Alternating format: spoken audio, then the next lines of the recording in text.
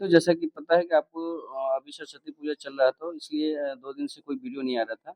इस वीडियो में हमने जैसे कि विज्ञान के मोस्ट इम्पोर्टेंट 20 इम्पोर्टेंट क्वेश्चन की सीरीज़ को कर रहे हैं, जिसमें से हमने 2 वीडियो को अपलोड किया है। और आप विश्वास मानिए कि ये जितने भी क्वेश्चन मैं करवा रहा हूँ, काफ़ी इम्पोर्टेंट क्वेश्चन हैं और ये आपके एग्ज़ामिनेशन के पॉइंट ऑफ व्यू से काफ़ी इम्पोर्टेंट है। यदि आपको गवर्नमेंट कॉलेज की 4 रखते हैं, तो आपको इस क्वेश्चन को याद करना ही पड़ेगा और ऐसे क्वेश्चनों को बार-बार प्रैक्टिस करना पड़ेगा।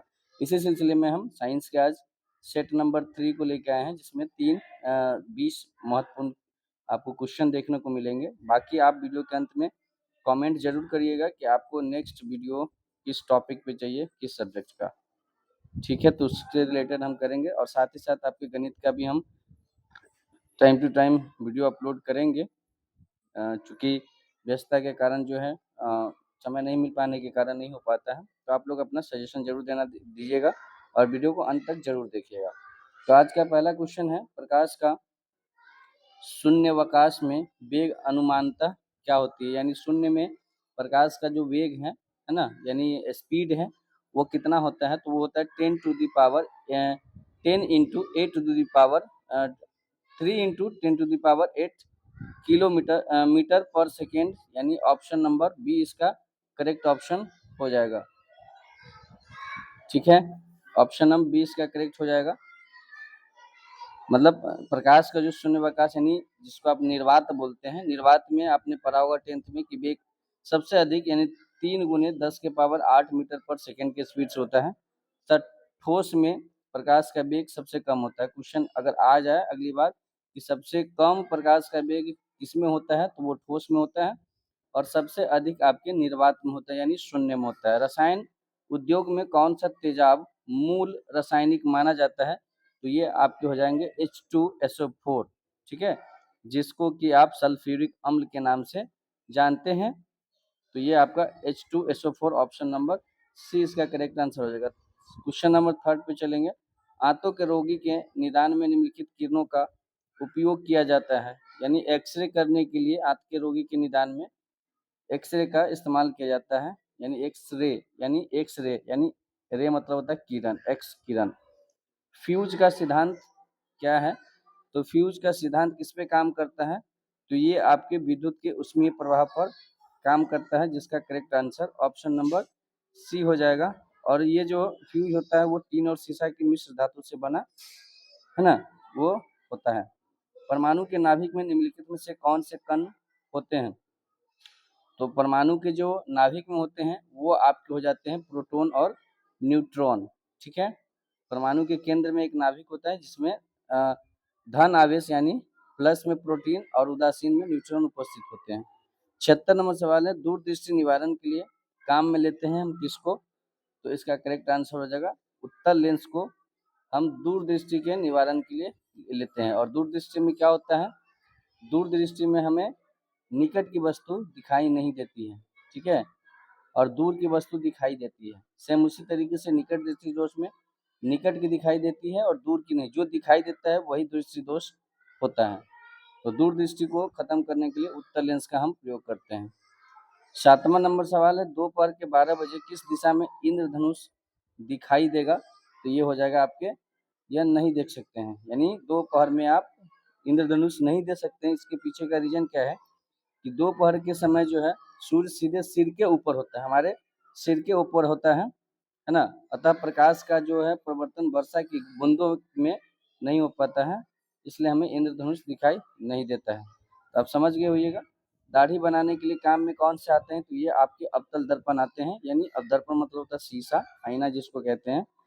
तो दाढ़ी बनाने में या फिर आपके साइड मिरर में जो काम होता है गाड़ी में, मोटरसाइकिल में या आपके कार वगैरह में जो साइड मिरर होता है, तो उस समय आपके अवतल दर्पण का प्रयोग होता है। ठीक है, जिसमें वस्तु का प्रतिबिंब बड़ा दिखता है। धोने के सोडे का रासायनिक सूत्र क्या है? यानी बेकिंग पाउडर का, है ना, धोने वाले सोडा का, जिसको आप बेकिंग पाउडर के नाम से जानते हैं या जिसे हम सोडियम कार्बोनेट के नाम से जानते हैं, जिसका आणविक सूत्र होता है रासायनिक सूत्र Na2CO3। तो Na2CO3 ऑप्शन नंबर बी में है, तो इसलिए ये आपका करेक्ट आंसर हो जाएगा। ये जितने भी क्वेश्चन आपको पूछ रहे हैं ना, सब 9th 10th के बेस पे हैं। सौर ऊर्जा निम्नलिखित में से किससे प्राप्त होती है? तो सौर ऊर्जा आपके सूर्य से प्रकाश में होगा। कितना आसान क्वेश्चन है, आप देख लीजिए। सौर सूर्य, तो जो सूर्य का रोशनी है उसी को तो सौर ऊर्जा बोलते हैं ना। ठोस कपूर से कपूर वाष्प बनाने की प्रक्रिया को हम क्या कहते हैं? तो इसको आप बोलते हैं ऊर्ध्वपातन बोलते हैं। पौधे और पेड़ का खाना तैयार करने की प्रक्रिया क्या कहलाती है? तो वही प्रकाश संश्लेषण कहलाएगी, जिसको हम इंग्लिश में फोटोसिंथेसिस के नाम से जानते हैं। प्रकाश संश्लेषण को ही इंग्लिश में फोटोसिंथेसिस कहा जाता है, इसलिए इसका जो करेक्ट आंसर हो जाएगा ऑप्शन नंबर डी हो जाएगा।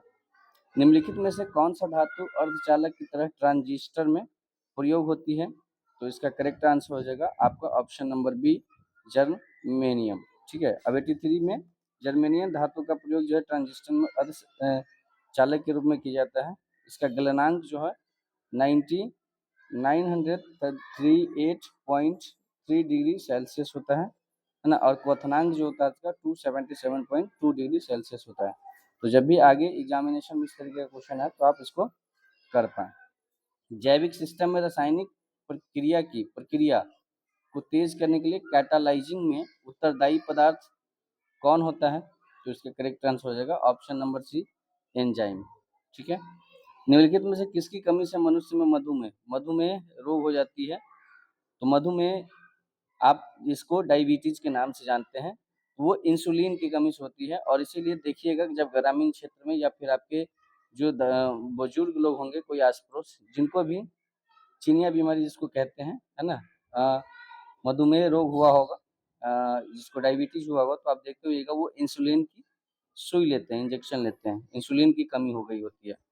विटामिन जो खट्टे फलों या साइट्रस में पाया जाता है और चर्म को स्वस्थ रखने में जरूरी होता है, उसे हम विटामिन सी के नाम से जानते हैं। जो साइट्रिक अम्ल होता है, विटामिन जो खट्टा फल होता है, उस सभी में क्या कौन सा अम्ल होता है? तो सभी में आपके विटामिन सी पाए जाते हैं, जैसे में नींबू हो गया, नारंगी हो गया, है ना।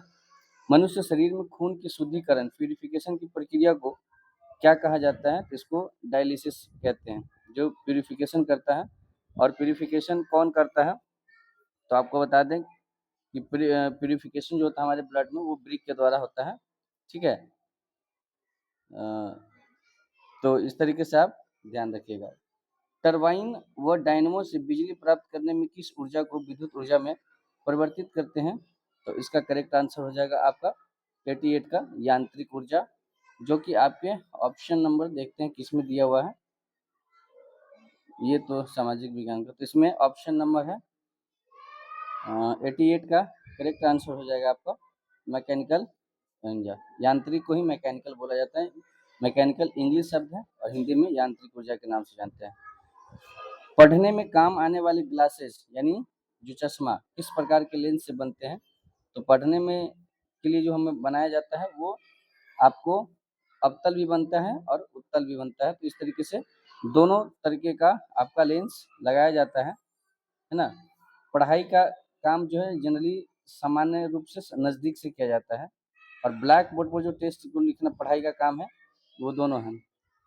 तो इस तरीके से ये दोनों का यूज होता है। गैस पदार्थ में कणों की बीच की गति क्या कहलाती है? तो इसका करेक्ट आंसर हो जाएगा यादृच्छिक कहलाती है। ठीक है, तो ये रहे आपके आज के 20 वीवीआई क्वेश्चन, जो कि आपके प्रैक्टिस सेट है एक तरीके का, और सभी चुनिंदा क्वेश्चन है। तो इसको आप जल्द से मतलब जरूर से जरूर इस सबको क्वेश्चन को आप जितना जल्दी हो जाए अपने अंदर उतार लेंगे, और ऐसे क्वेश्चन आपको एग्जामिनेशन में देखने को मिलेंगे। अगर पूरा सीरीज आप कर लेते हैं तो आप विश्वास मानिए कि आपके साइंस के 20 में से 15 प्लस क्वेश्चन कहीं नहीं जाने वाले हैं। ठीक है, तो मिलते हैं नए वीडियो में एक नए टॉपिक के साथ, नए भी 20 क्वेश्चन के साथ।